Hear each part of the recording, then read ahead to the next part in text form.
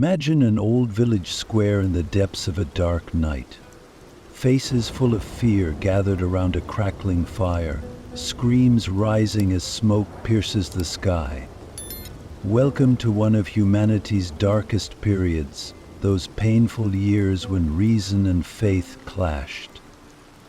This is a story not only of women and men on trial in the courts, but also of fear, prejudice, and power. Witch hunts did not start on the whim of a few witch hunters. It was fueled by social unrest, religious conflict, and a fear of the unknown. The authority of the church, combined with the concerns of the people, turned into a hysteria that affected hundreds of thousands of people throughout history.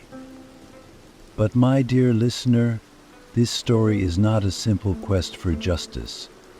It is a saga that shows the dark side of power and faith.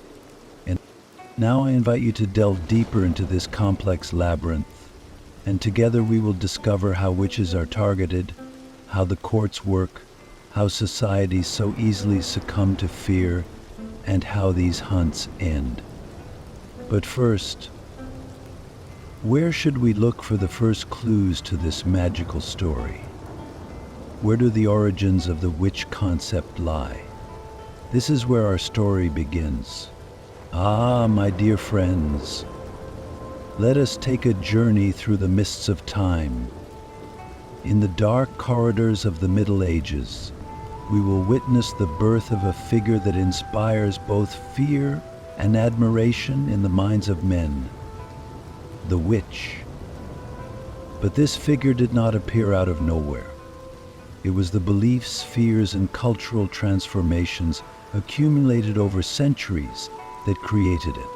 Imagine that Christianity is still in its infancy. In every corner of Europe, the roots of pagan beliefs still run deep. In the pagan world, communities living in harmony with nature saw healers and wise women as sacred beings. Herbs gathered deep in the forests, prayers said in the moonlight, prophecies read under the guidance of the stars. It was all part of life. These women were the healers and protectors of their communities. But over time, these figures evolved from sacred to dangerous. As Christianity began to spread, old beliefs were replaced by a new order. Pagan traditions were seen as a threat. To strengthen faith in the one God, the church branded the old rituals as demonic heresies. Those women healers were now seen as representatives not only of wisdom, but also of dark forces. Prayers dedicated to pagan goddesses became, in Christian eyes, a sign of devil worship.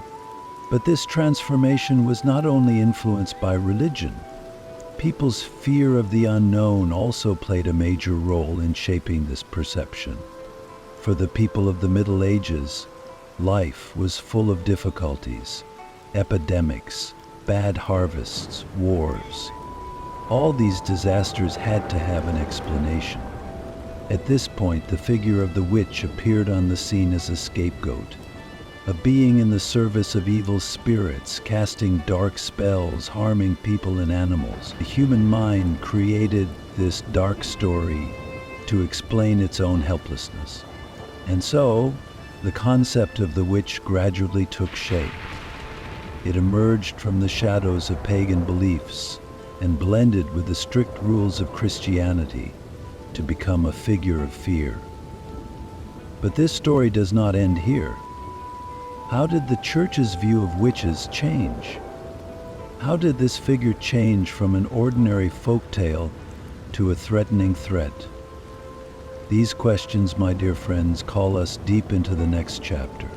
Ah, dear listeners, we will now begin a story that takes us back to a complex and turbulent period of the Middle Ages. It is a story shaped not only by rumors whispered in the dark woods, but also by decisions that echoed within the stone walls of the church. The 13th century was a time when the Christian world was driven by an instinct for self-preservation. The fight against heresy had become the Church's primary goal. But in the shadow of this struggle, the first sparks of a dark period, which we know today as the witch hunts, were also being lit. At that time, Europe was a world where religion was at the center of the social order. But this order was being tested not only by external threats, but also by internal cracks. In the eyes of the Church, heresy was not just a theological error, but a rebellion against God's order. Fighting heresy was therefore not only a matter of faith, but also a social duty. It was in this context that the Albigensian Crusade, launched by Pope Innocentius III in the early 13th century, was not only a war against the Cathar heretics, but also an attempt by the Church to rebuild its own authority. The Logistatists. During this period, however, accusations of heresy were not only directed against organized groups. In local communities, individuals could also face these accusations. Women in particular were targeted for not conforming to social norms or for challenging a particular authority. These women were often social marginalized, such as healers or widows. Their knowledge and independence was perceived as a threat to the order of society.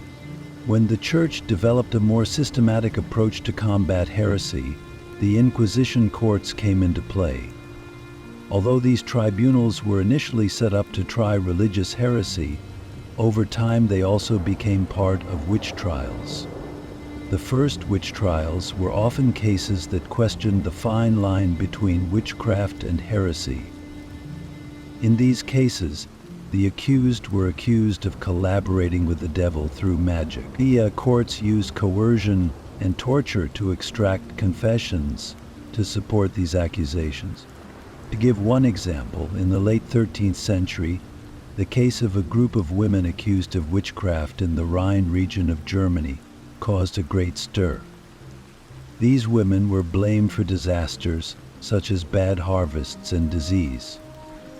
Court records alleged that these women had made a pact with the devil and were harming society through witchcraft. These trials were a harbinger of the witch hunts that would later sweep Europe. But wait, my dear friends, this story does not end here.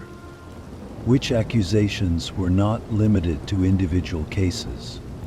Over time, these accusations turned into a social panic and mass hysteria. But how did these accusations become a frenzy that swept across Europe? The answer to this question awaits us in the next chapter.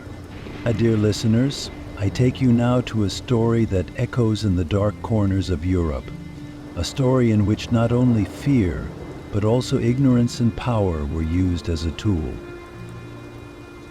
The year was 1487. Europe was in the last throes of the Middle Ages and in the throes of a new era. While the bright ideas of the Renaissance had yet to sweep the continent, dark beliefs and fears still dominated the minds. It was during this period that a book was published that would go down in human history as a black stain, Malleus Maleficarum, or The Hammer of Witches. This book was written by two Dominican friars, Heinrich Kramer and Jakob Sprenger. But my dear friends, this was not just a book. It was a guide on how to recognize, judge, and punish witches. Kramer and Sprenger took the Church's anti-heresy policies one step further and made a powerful argument that witches were the greatest threat to the order of society. To them, witches were not just individual sinners, but agents of the devil on earth. The book consisted of three main parts. The first part was a theological and philosophical defense of the existence of witches. It was full of arguments that tried to prove that witches collaborated with the devil and used supernatural powers. The second chapter gave detailed information on how to recognize witches. Here, the symptoms of witchcraft, the physical characteristics and behavior of witches were described in detail. In the third and most horrifying chapter, the methods of how to try and punish witches were described. It was argued that torture should be used as a legitimate method to extract confessions from witches. Malleus Maleficarum caused a great controversy at the time of its publication. At first, even the Church distanced itself from its contents. Over time, however, it was adopted as a guide, especially by local authorities and the Inquisition courts. The book established a standardized procedure for how witch accusations should be handled. These standards have led to a cycle of atrocities, often destroying the lives of innocent people. Dear friends, the impact of this book was not only theoretical. Malleus Maleficarum institutionalized witch hunts. Witch hunters now traveled through villages and towns, using this book as a guide, systematically managing accusations of witchcraft.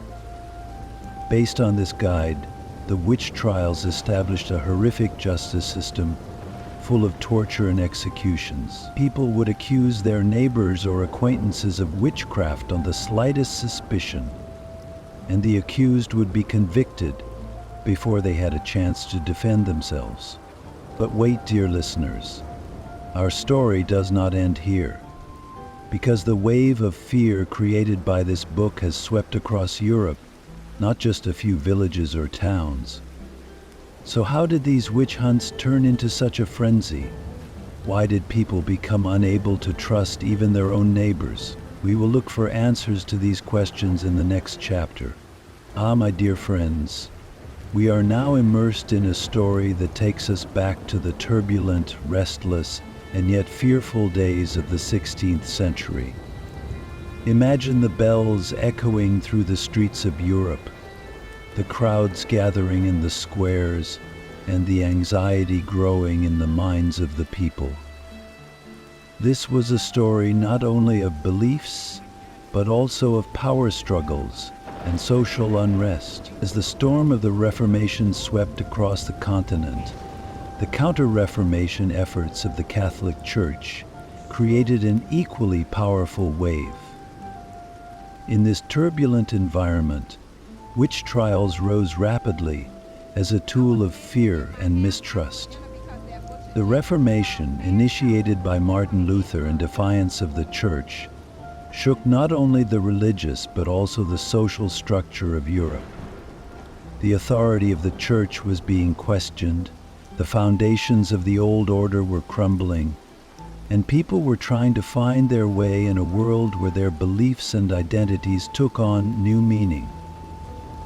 But this quest for liberation brought with it great chaos. At a time when everyone was questioning their faith, fears spread rapidly that the devil and his agents on earth, witches, were leading people astray. Social unrest was not limited to religious conflicts. Europe in the 16th century was plagued by famines, wars, and economic crises. People were looking for a culprit for their suffering and disasters.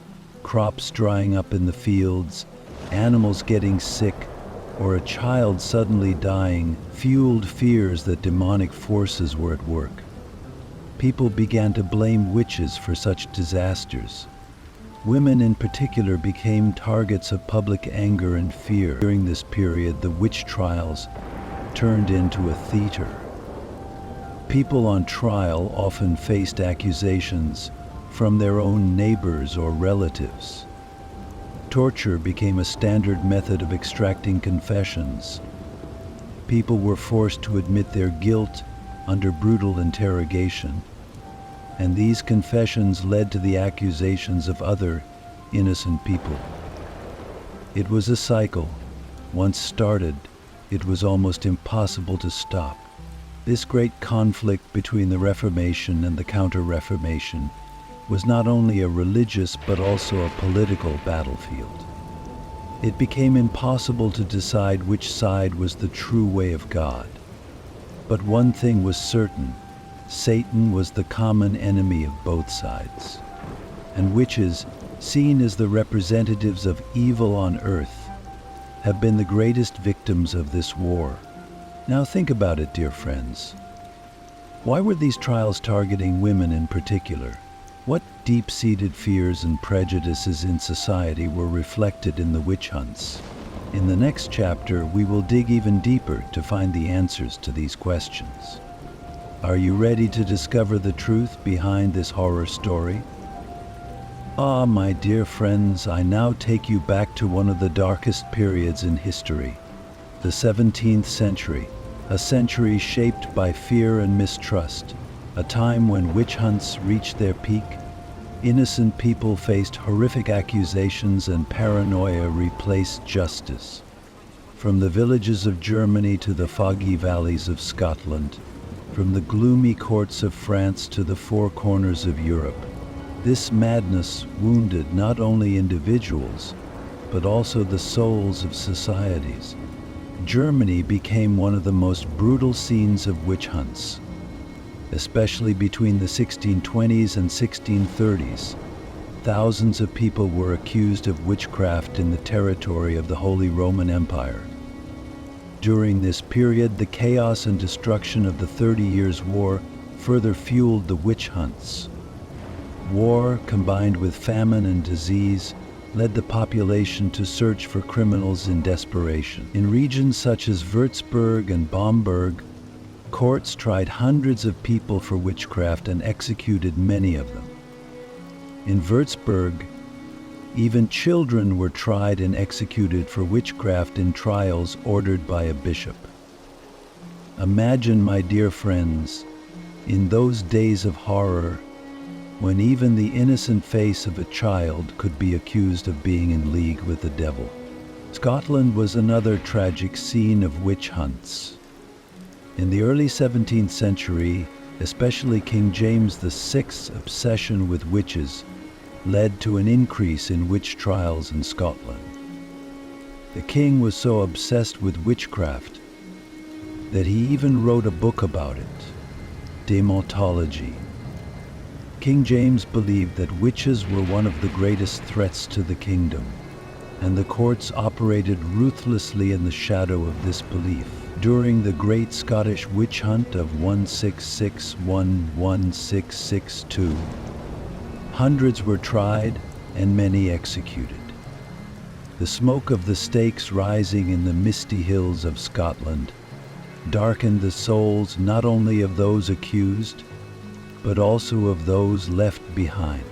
In France, witch hunts are particularly remembered for the Loudun and Aix-en-Provence trials. In Loudun, a group of nuns slandered a priest with accusations of witchcraft, causing a major scandal. In Aix-en-Provence, accusations of witchcraft fueled local anger and led to mass executions. In France, witch trials often became part of religious and political showdowns. The church and the state used this fear as a tool to consolidate their authority. My dear friends, many of those accused in these courts were from the most vulnerable sectors of society: elderly women, widows, people with physical or mental disabilities. Many accusations were based on personal animosities, jealousies, and social prejudices. People accused their neighbors, relatives, or acquaintances of witchcraft, and these accusations, once voiced, were irreversible. But wait, this story does not end here. Witch hunts have ravaged societies not only in these countries, but all over Europe. But one question haunts us: how did this madness end? When and how did people realize that the witch hunts were a mistake? We will look for the answer to this question in the next chapter. Are you ready, my dear friends?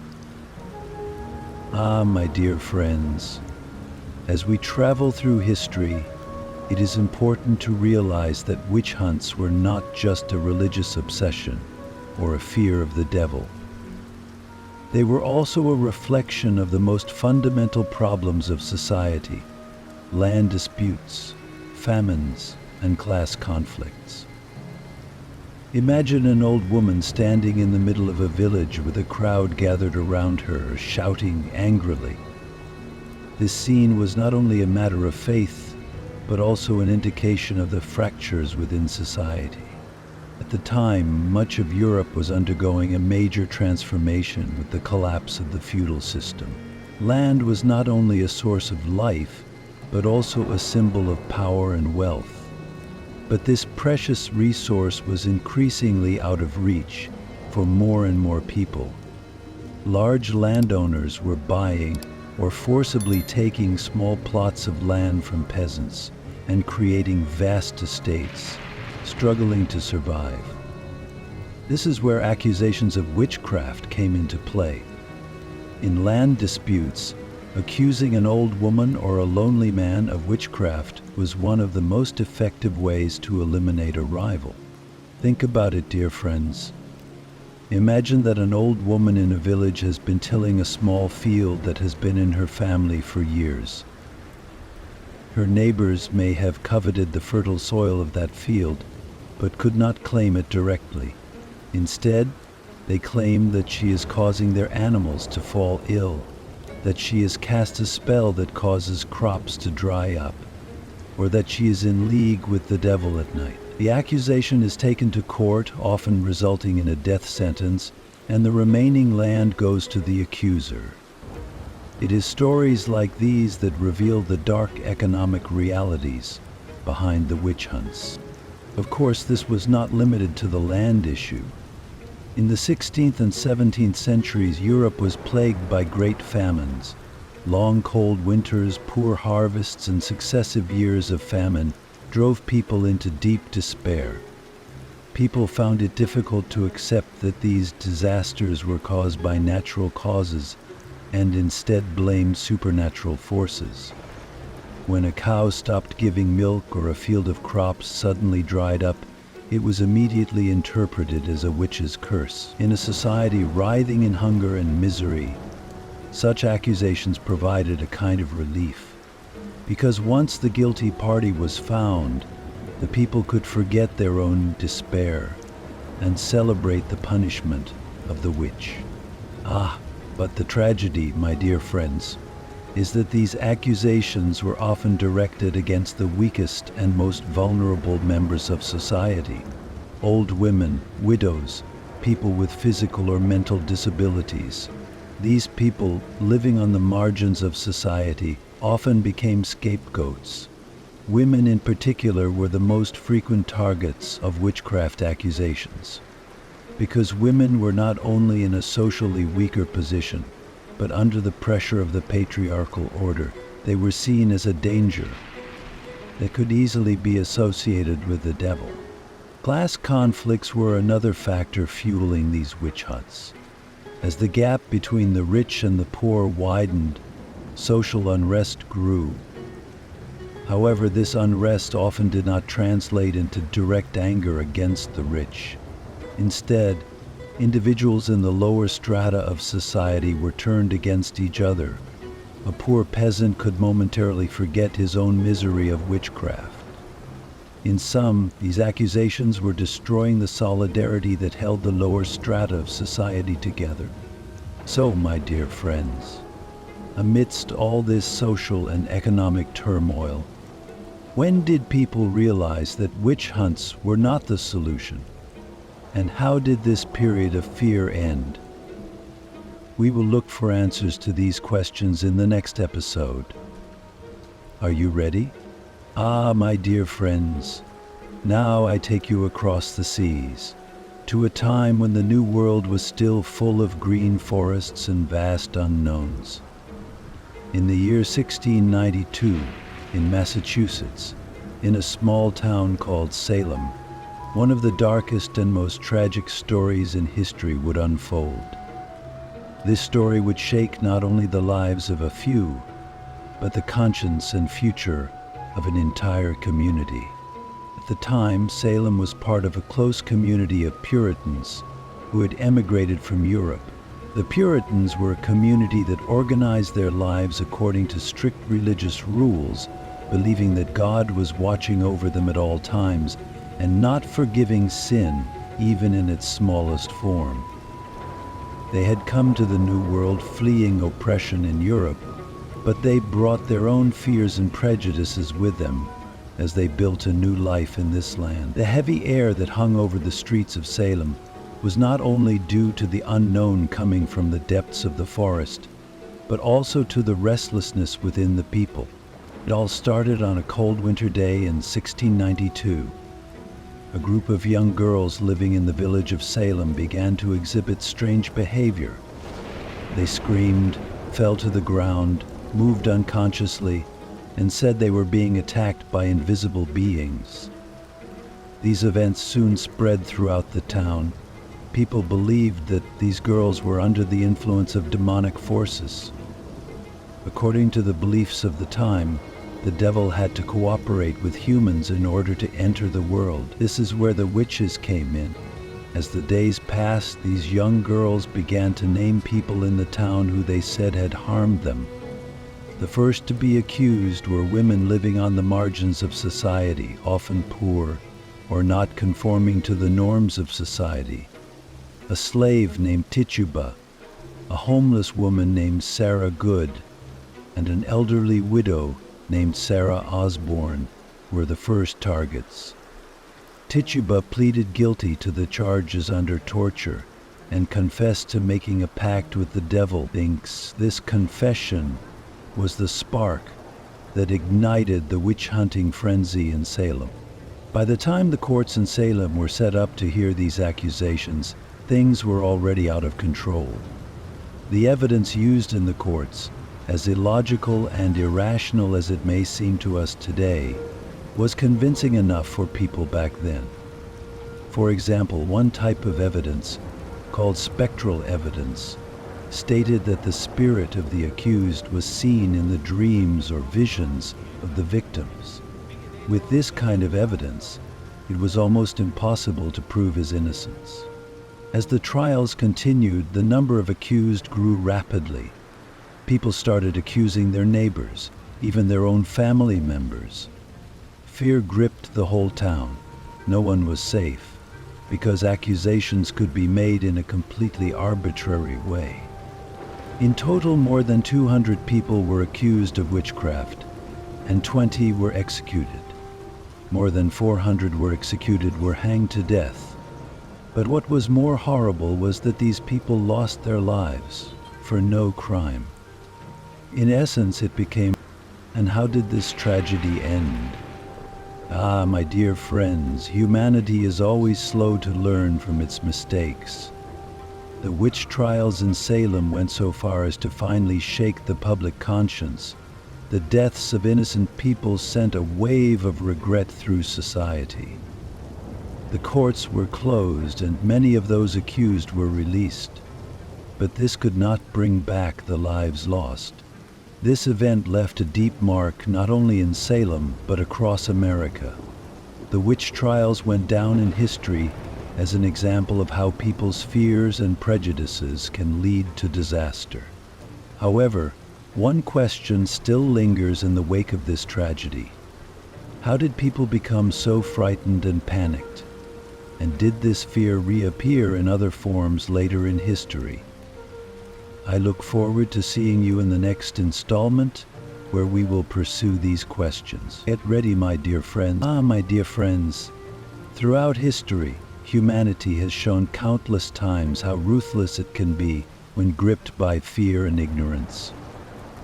However, what happened during the witch trials is one of the darkest examples of this cruelty. Now I will take you to those cold courtrooms, those torture chambers, between stone walls, where people confront their own conscience. One of the most striking and chilling aspects of the witch hunts were the methods used to extract confessions from the accused. These methods were filled with a brutality that shattered not only bodies, but also souls. From the Middle Ages onwards, all over Europe, men and women alleged to be witches were subjected to inhuman tortures as they were forced to admit their guilt. The purpose of these tortures was not only to extract a confession, but also to allay public fears, to show that witchcraft was being fought, and to reinforce the authority of the courts. The methods of torture used in the courts were characterized by a terrible creativity. Accused persons were usually interrogated in dark and isolated rooms, not in public view. Ropes binding their hands and feet, torture devices that broke their bones, and sometimes even starvation and dehydration for days at a time were used to destroy the accused's power to resist. One of these methods was a torture device known as the witch's chair. This chair, made of iron, would require the accused to sit for hours, and the spikes underneath would cause excruciating pain to the body.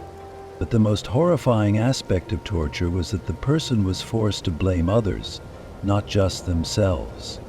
Those who were unable to endure the torture often accused innocent neighbors, friends, or family members of being witches in order to save themselves.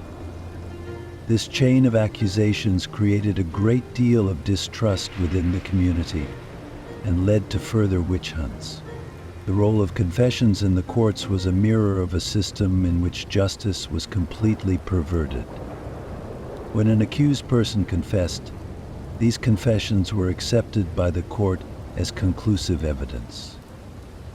However, the fact that these confessions were obtained under torture was ignored. A person who confessed under torture was often executed as a witch, while those who did not confess were subjected to longer and more painful torture. In such an environment, it became almost impossible to prove his innocence. Another horrific method was the buoyancy test. The accused person was tied hand and foot and thrown into the water. If she sank, she was presumed innocent. If she floated, she was a witch. Those who were found to be innocent would usually have already drowned. Such practices showed how cruel and irrational the witch trials were. But my dear friends, the role of torture and coerced confessions in the courts has deeply wounded not only the fate of the accused individuals, but also the conscience of society. When people began to question whether such methods were right, the witch hunts would begin to come to an end. But how soon did this questioning come? And how many innocent lives have been lost so far? Now, in the next chapter, we will talk about what kind of social transformation took place in the shadow of these tortures, and how consciences reacted to this dark period. But was humanity able to learn from its mistakes? Let's discover it together. Indelible. My dear friends, let's talk a little bit about witch hunters and the inner and social motivations that shape their psyche and lead them to undertake this terrible task. Because in every story, behind the hands of cruelty lies a human being. And where there is a human being, fears, beliefs, and interests are intertwined. It was in such complexity that the story of the witch hunters was born. At first glance, witch hunters seemed to be the chosen ones in society. But did this elitism really give them privileges, or did it make them puppets? Mostly under the auspices of the church and the royal courts, they believed they were carrying out an almost sacred mission. They wanted to be seen as superior men, with a sense of right and wrong, chosen to purify society with their authority. But rather than a search for justice that soothed their consciences, this mission became a means of projecting their own fears onto others. Believe me, for them, witch hunting was not just a job. It was a duty, sometimes even a passion. Most witch hunters were ordinary people who rose through the ranks. Some were priests, some were lawyers, some were simply village folk who had become favorites of the local authorities. But some of them had become professional hunters, specializing in finding and judging witches. They relied on books and carried works like the Malleus Maleficarum, like a holy guide. This book provided them with a roadmap on how to identify witches, extract their confessions through torture, and how to punish them. Every page was filled with methods that hurt innocent people. But the hunters who used this knowledge saw themselves as servants who were only doing God's bidding. They were drawn into their own mind games, believing in things like the stains they said were the sign of God, the invisible demonic companions of witches. Ah, my dear friends, you must remember that these people were the mirror of their society. When a village or town suffered a famine, epidemic spread, or there was a bad harvest, public frustration became an opportunity for a witch hunter. In such times of crisis, hunters made a concerted effort to channel public anger towards witches.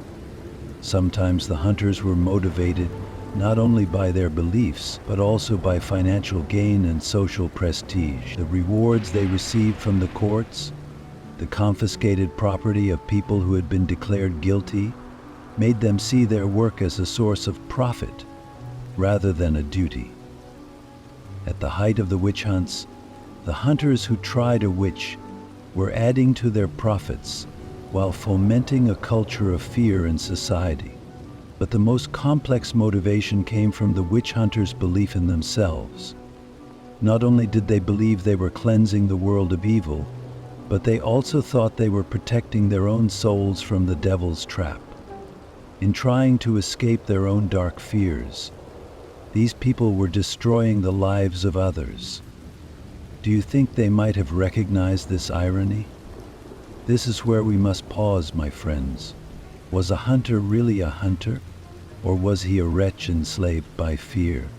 But our story does not end here, of course. What legacy did the dark shadows of the witch hunters leave behind, not only for the people they hunted, but also for the society they left behind? In the next chapter, we will discover how these trials were conducted and the role of torture. But when that time comes, you will better understand how fear blinds justice. My dear friends, let's stop and think for a moment. Why has the weight of these witch accusations almost always fallen on women? Why did this wave of fear sweep through society and target women so ruthlessly? Believe me, the answer to this question is a reflection not only of a dark period, but also of the prejudices of humanity throughout history. At the time, women's social roles made them a prime target for witch hunts.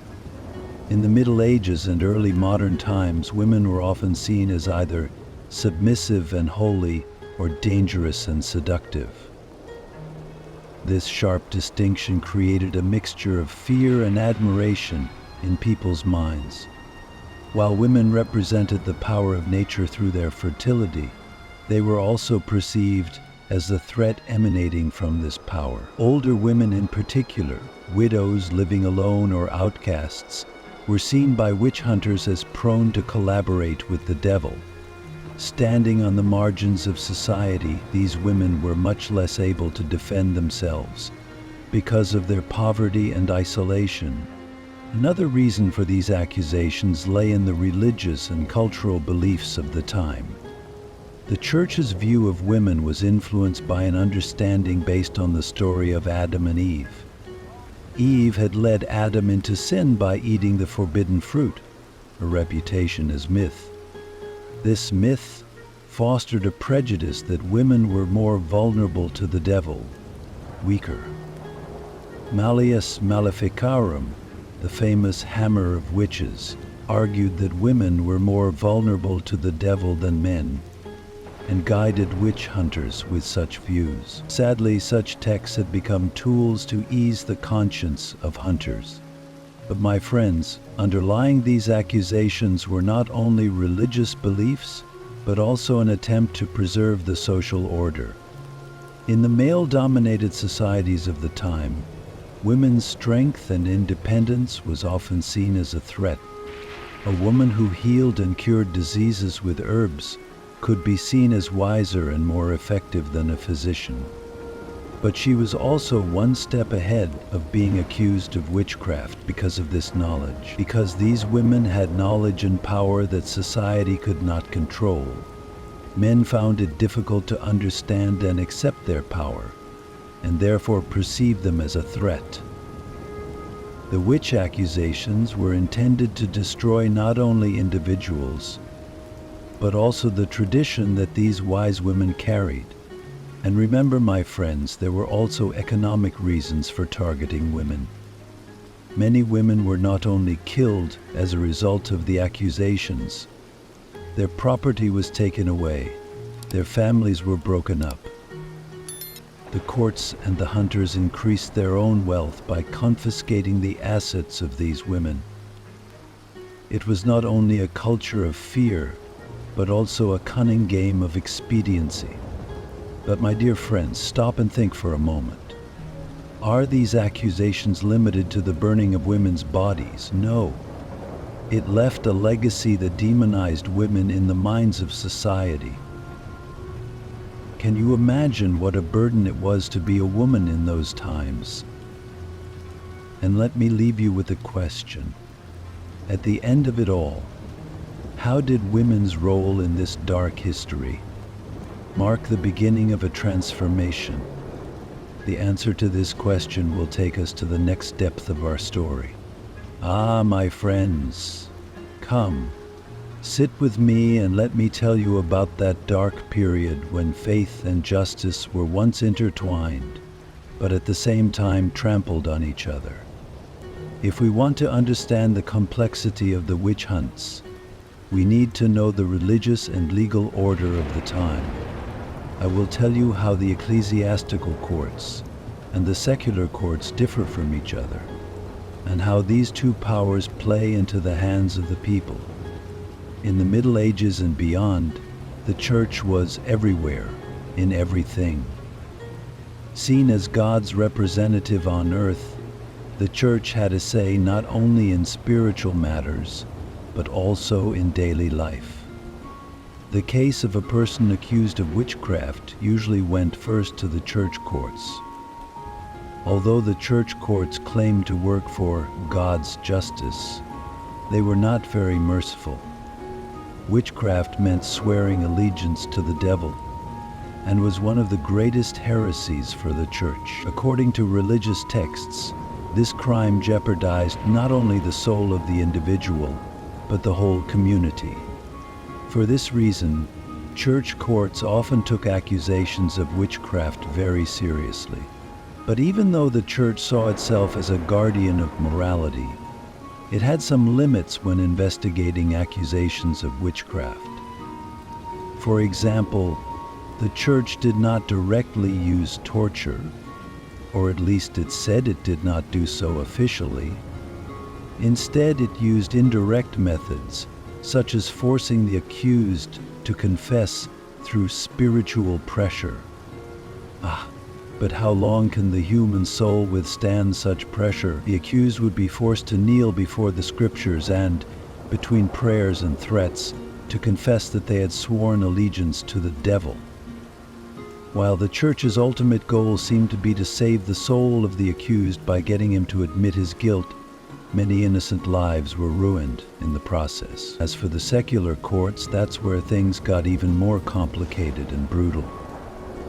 Unlike the church's spiritual accusations, the secular courts saw witchcraft as a social threat. These courts believed that demonic activity harmed not only the human soul, but also the social order. If a person was accused of witchcraft, it meant that they had betrayed not only God, but also the kingdom and the law. And the punishment for betrayal was always the most severe. Secular courts, unlike the church, used torture openly and frequently. Here, the accused were subjected to torture ranging from hanging by their fingernails to interrogation with devices that broke their bones. But the crucial point was that these courts accepted testimony obtained through torture as evidence. Can a human being endure such pain? Many innocent people could not bear it and would accept the accusations, even naming other innocent people. This is one of the clearest evidences of how the witch hunts turned into a frenzy. And now, dear friends, I would like to point out another important difference between the church courts and the secular courts. The church usually forgives the accused after their confession and claims to save their souls. But the secular courts, they saw such mercy as weakness. If a person was accused and proven guilty of being a witch, the penalty was death. Often these punishments were carried out in the public eye. People gathered in the squares and witnessed the burning bodies, innocent or guilty. It was a lesson for society and a show of strength for the authorities. But the most tragic part is that church and secular authorities often supported each other. The church would support the spiritual side of witchcraft accusations, while the secular courts would translate these accusations into physical punishments. Thus, these two forces worked together to increase fear and pressure on society, whether they represented God's justice or the king's law. Both authorities used these accusations for their own end. Ah, my friends, in those days it was almost impossible for a man to clear his name. Could people trust the justice of these courts? Or the real question is, were these tribunals really pursuing justice, or were they instruments of power and fear? The answer to this question will take us to another aspect of witch hunts. Are you ready? Ah, my dear friends, are you ready to listen to the story behind the witch hunts that once cast a dark shadow over the world, only to flare up like a flame and then slowly die out? Believe me, this story is full of the triumph of human reason, and it is also a cautionary tale. The end of the witch hunts came not only as societies were freed from their fears, but also as rational thought rose and broke the chains of ignorance. Now I will tell you how this great change began, and how the old order gave way to the light of enlightenment. At the end of the 17th century, people in many parts of the world were still enthralled to dark superstitions. Witches were seen as agents of the devil on earth, scapegoats for social fears. At this time, however, a wind of change was on the horizon. The first seeds of the scientific revolution were sown, and people were no longer turning to holy books and legends to understand natural phenomena, but to observation and reasoning. Galileo Galilei turned his telescope to the sky and tried to unravel the mystery of the stars, while Isaac Newton discovered the secrets of gravity and wrote down the laws that governed the world. It was discoveries like these that led people to adopt a new way of understanding the world around them. Likewise, everyone who came since commissioned a telescope to make contact with the unconformity, which had been previously hidden from sight. Like the scientific revolution illuminated not only the stars in the sky, but also the human mind. People learned that lightning was no longer the curse of a witch, but the result of the collision of electrically charged clouds. Crop failures or epidemics were explained by bad weather or the spread of germs, not by witchcraft or the work of the devil as in the past. This new knowledge reduced people's fears, and questioning which misconceptions they hold to be true had been questioned as to which were true, confirming valued evidentiaring and questioning. Because, my friends, once you know, is it possible to stay in the dark?